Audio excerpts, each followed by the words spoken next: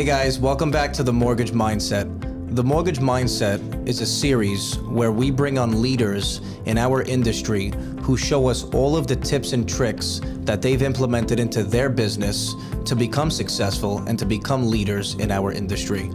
This week, I figured there would be a great opportunity to bring on one of the leaders in the real estate industry. Tyler, thanks for coming on today. Thanks for having me, Dean. Of course. So my name's Tyler. Like Dean said, I run a real estate team called the Property Guides out of HomeSmart Premier Living Realty. We've been in business for over a year, and I've been in the real estate business as a whole for several years.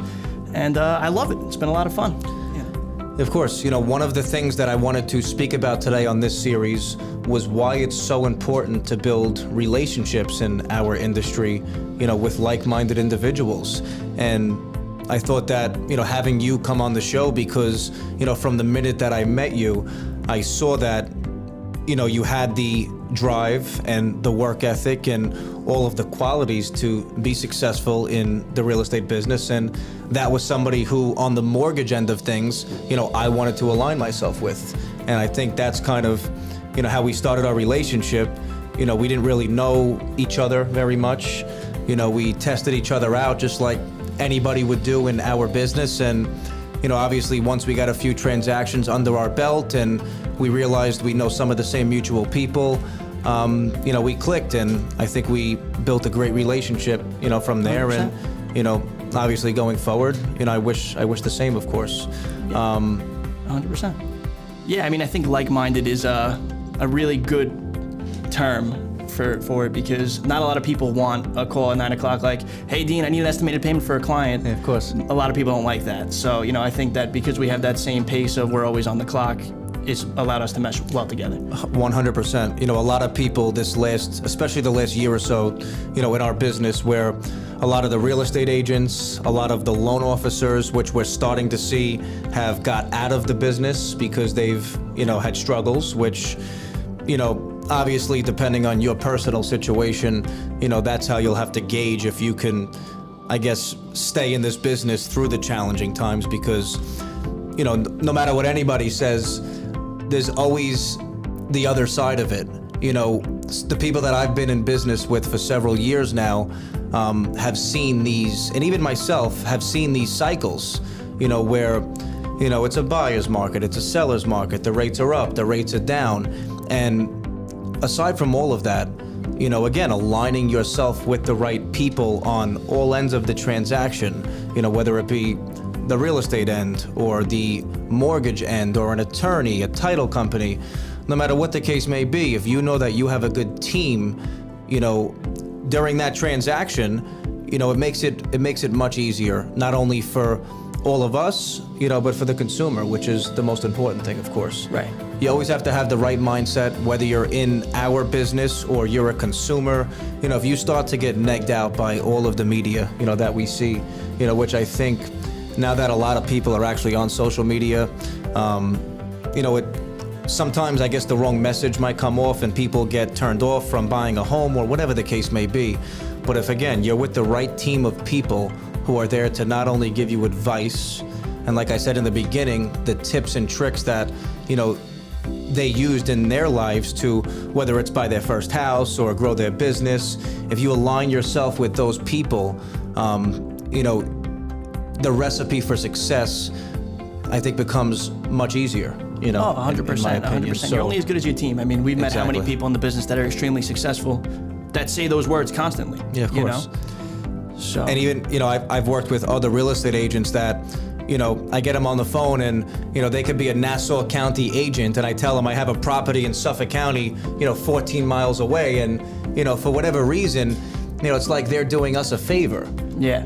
I remember when I got into this business several years ago, I forget if it was my first deal. I drove hours and hours and hours and sat in traffic on the way there and on the way back, and it was never even a deal. The deal never closed. Yeah. And then one of my top guys, Giovanni, who was on one of our last episodes, I remember his first deal was a reverse mortgage in Toms River, New Jersey. Oh my God. So we sat in the car, we drove 3.5, 4 hours there and back, for a deal that ended up closing, but it was a very minimal commission. It wasn't. Now we might reconsider taking that trip out there, but Right.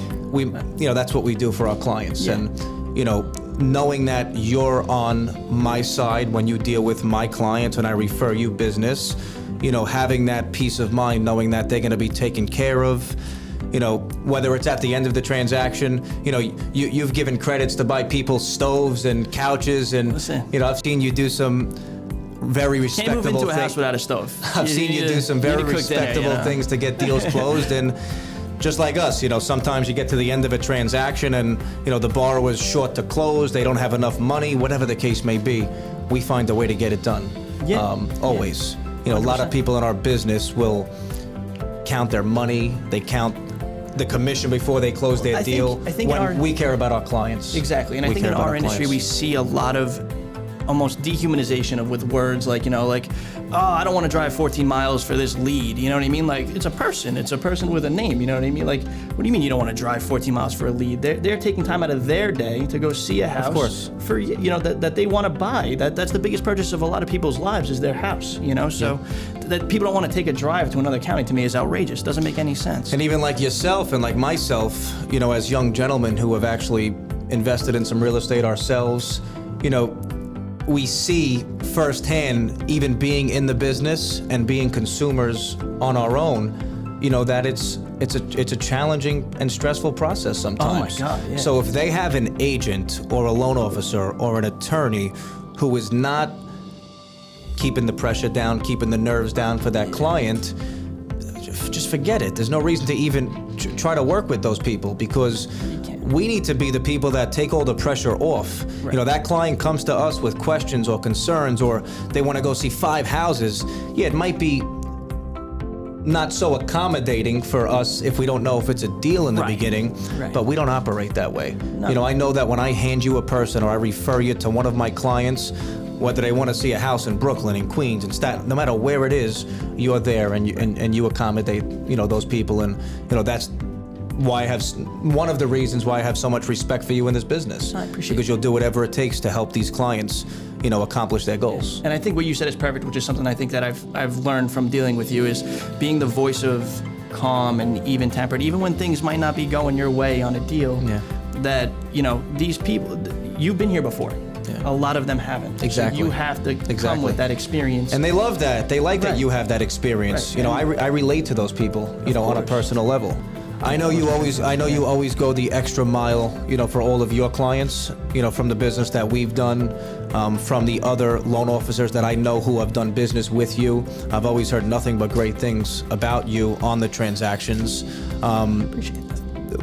Whenever we do business together and we're pre-approving a client, that client knows that they're bulletproof. Whether they find a house in a week, a month, a year, they know that they have Tyler on their side, they have Dean, they have the attorneys, they know that our team is going to be there to get them to the finish line, because Right. that's the mutual goal that everybody has. As stress-free as possible. And as stress-free and as seamless as possible. As seamless as possible.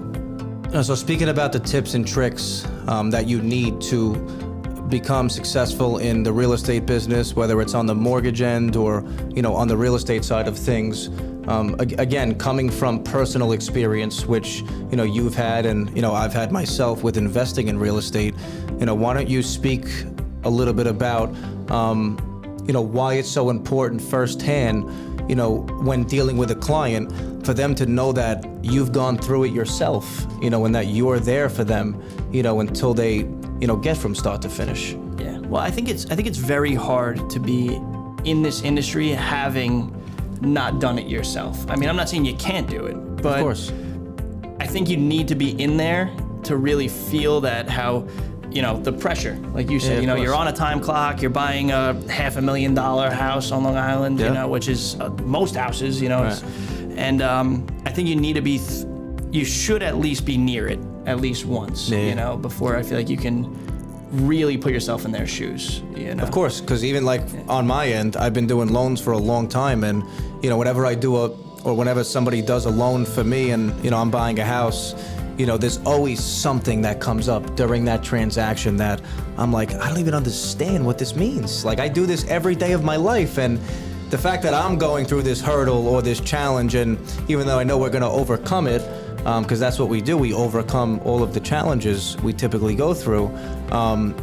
It's just amazing to deal with it firsthand and then relate to your clients and realize that they're going through the same thing without all of that experience. Right. So I could only imagine what it's like to be in their shoes, when there's a challenge or, we tell them there's an appraisal issue, whatever the case may be.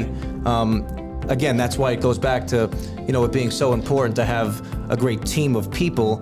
We're there to keep them, again, level, even keel, like my father always told me, and, to make sure, in fact, they accomplish their goals, of course. And as weird as it may sound, I do think that every deal being different is, while it's a hurdle, it is what's nice about this industry, that every day is different, every deal is different, and it keeps you on your toes. You can't get complacent. You can't think like, oh, this one will be smooth, because, like you said, there's always something. Exactly. There's always one thing. Exactly. Before we end off today, Tyler, I also wanted to speak about, how has really working with industry leaders helped your business?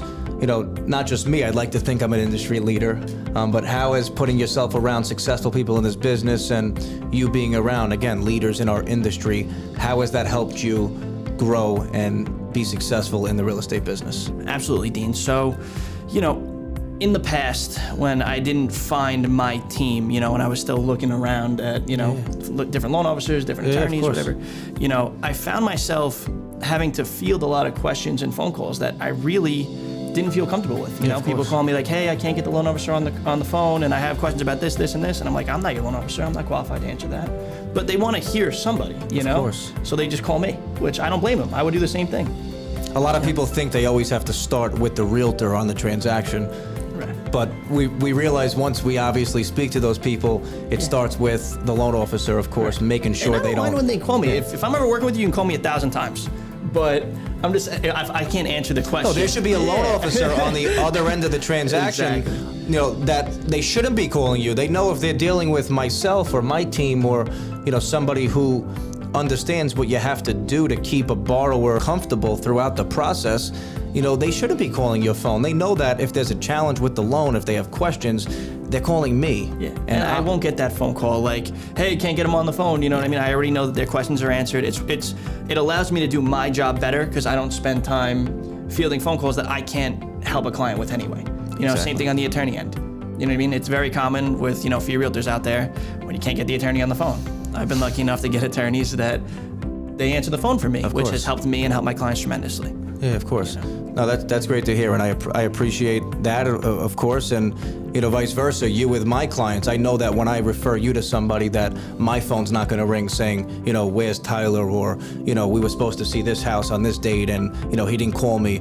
Whereas a lot of the people in our industry, they're not so reliable. For whatever reason, whether they have a different job or, this is what we do full time. So, we're available, 24 hours a day, 7 days a week for our clients. And, a lot of the respect I have for you is again, knowing that, we'll never have a challenge accommodating our clients, which should be priority for all of us. Yeah. There's one thing I tell the guys on the team, answer the phone. That's literally on big, bold letters. That is the most important thing in this industry, I feel. I mean, I don't know your end as much, but I just feel like if you can't answer the phone, how are you going to help anybody with their issues, with their problems?